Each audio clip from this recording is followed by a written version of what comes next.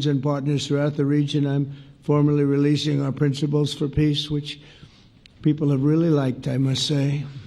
And these are done not just routinely done, these are done with total consideration and working with the nations that we're talking about. All of these nations have made contributions to those suggestions.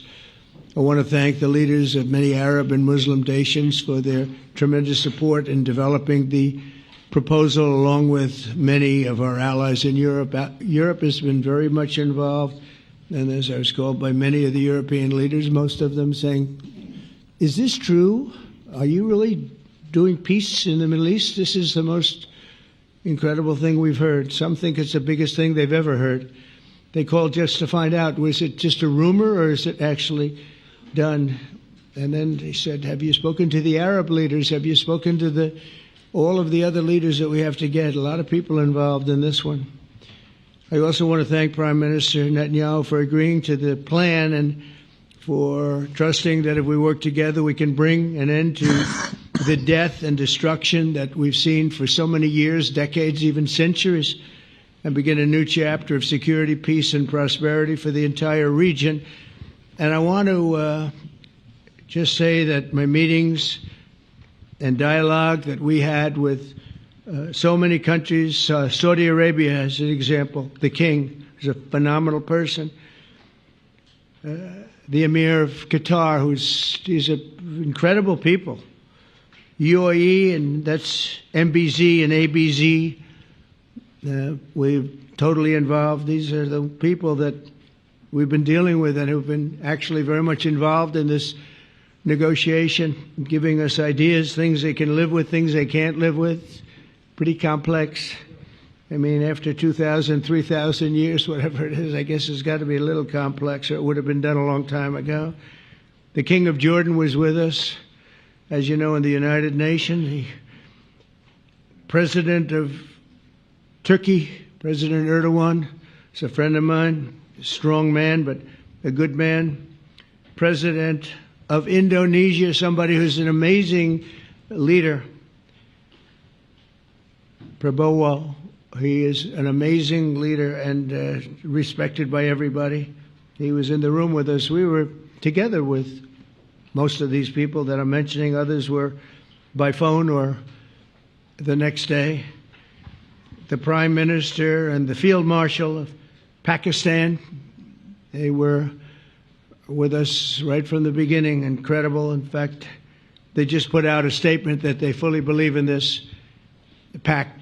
It just came out just as I was walking around. They said, "Sir, you have a big notice from the Prime Minister of Pakistan and from the Field Marshal that they back this 100%. President El-Sisi of Egypt, who's terrific. And these are people I've gotten to know over the years. I mean, I would say it started around 2015 and then went into 2016 when the presidency officially began. But I've known him actually for a long time, and there are many cases really great men. I can't say in all cases, but I will tell you in many cases they're great men and some great women too. They tend to be mostly men, however, I will say that. But if accepted by Hamas, this proposal calls for the release of all remaining hostages immediately, but in no case more than 72 hours. So the hostages are coming back, and I hate even saying this from the standpoint, doesn't sound right, but it is so important to the parents. The bodies of the young men, I believe in almost all cases, the young men are coming back immediately. I met with parents. The parents felt as strongly about getting the body of their dead boy back as they did as though the boy were alive and well. It's so important to them. And it means the immediate end to the war itself, not just Gaza. It's the war itself. Under the plan, Arab and Muslim countries have committed, and in writing in many cases, but I actually would take their word for it. The people I mentioned, I'd take their word for it, to demilitarize Gaza, and that's quickly. decommission the military capabilities of Hamas and all other terror organizations. Do that immediately. And we're relying on the countries that I named and others to deal with Hamas. And I'm hearing that Hamas wants to get this done too, and that's a good thing. And destroy all terror infrastructure, including the tunnels, weapons of production facilities. They have a lot of production facilities that we're destroying. They'll also help train local police forces in the areas that we're discussing right now, in particular in and around Gaza, working with the new transitional authority in Gaza. All parties will agree on a timeline for Israeli forces to withdraw in phases. They'll be withdrawing in phases. No more shooting, hopefully, as progress is made toward achieving these goals. Arab and Muslim nations need to be allowed the chance to fulfill these commitments of dealing with Hamas. They have to deal with them because they were the one group that we have not dealt with. I haven't dealt with them. But the Arab countries are going to, and Muslim countries are going to be dealing with Hamas, and I believe they've already been there. I think they probably have an understanding, and they haven't maybe mentioned that, but I would imagine they do. Otherwise, they wouldn't have gone as far as they've gone. If they're unable to do so, then Israel would have the absolute right and actually our full backing, the U.S. full backing. Marco's here, and a lot of our leaders are here, our great Vice President, Susie Wiles, Steve Witkoff, Jared Kushner. They've been so involved in this process. I don't think anybody else could have done it or even come close. But it's we're right there. We're right there. First time in thousands of years, I think you can probably say, if you really look into it, if you study back, if you're a scholar, you would say thousands of years. Israel would have my full backing to finish the job of destroying the threat of Hamas. But I hope that we're going to have a deal for peace. And if Hamas rejects the deal, which is always possible, they're the only one left. Everyone else has accepted it.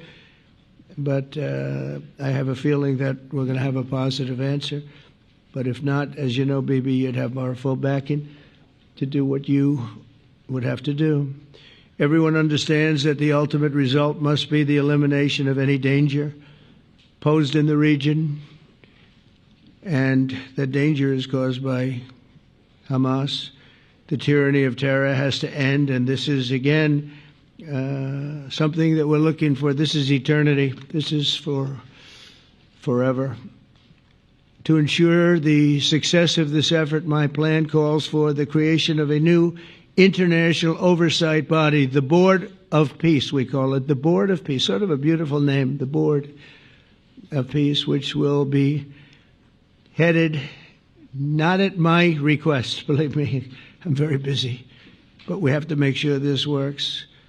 The leaders of the Arab world, and Israel, and everybody involved asked me to do this, so it would be headed by a gentleman known as President Donald J. Trump of the United States. That's what I want to.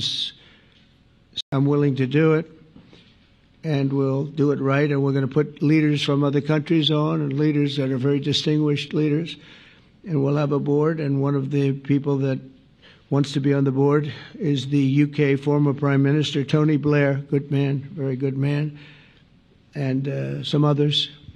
And they'll be named over the next few days. And it'll be quite the board. Working, everybody wants to be on it now. I don't know if that had anything to do. They named me and everybody else wanted to be on it. I guess they figure, well, he's a soft touch. He'll be easy to deal with. Working with the World Bank and others, it will be responsible for recruiting and training a new government that will be made up of Palestinians, along with highly qualified experts from all around the world. Hamas and other terrorist factions will play no role in the board, but they'll play no role in the governance of Gaza at all, directly or indirectly. As you know, thousands of Hamas leaders have been killed and soldiers have been killed. And we can never forget October 7th, but thousands have paid the price for that. And now it's time to get our hostages back and get back to trying to build something that's really great and very important. In our meeting today, Prime Minister Netanyahu was very clear about his opposition to a Palestinian state. And he continuously mentions October 7th, and I understand that. Most people do. And I understand and respect his position on many things, but what he's doing today is so good for Israel. I notice that they have large crowds gathering in Israel all the time, and they have my name up. They like me for whatever reason, Bibi, I don't know, but they do like me. But they say two things: please get the hostages back, and please end the war. They've had it. It's had it. So I think it's a very popular thing you do, because he's a warrior. He doesn't know about getting back to a normal way of life, but he is a warrior, and Israel's lucky to have him.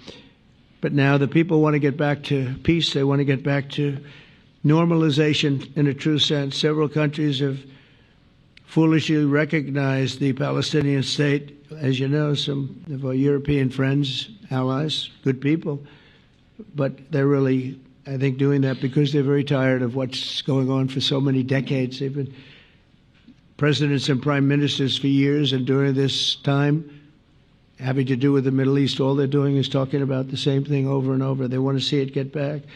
And nobody wants that more than me, or I believe Bibi too. But the people of Israel want it. They really want it. They want the hostages back. That includes the probably 32 bodies that we're talking about.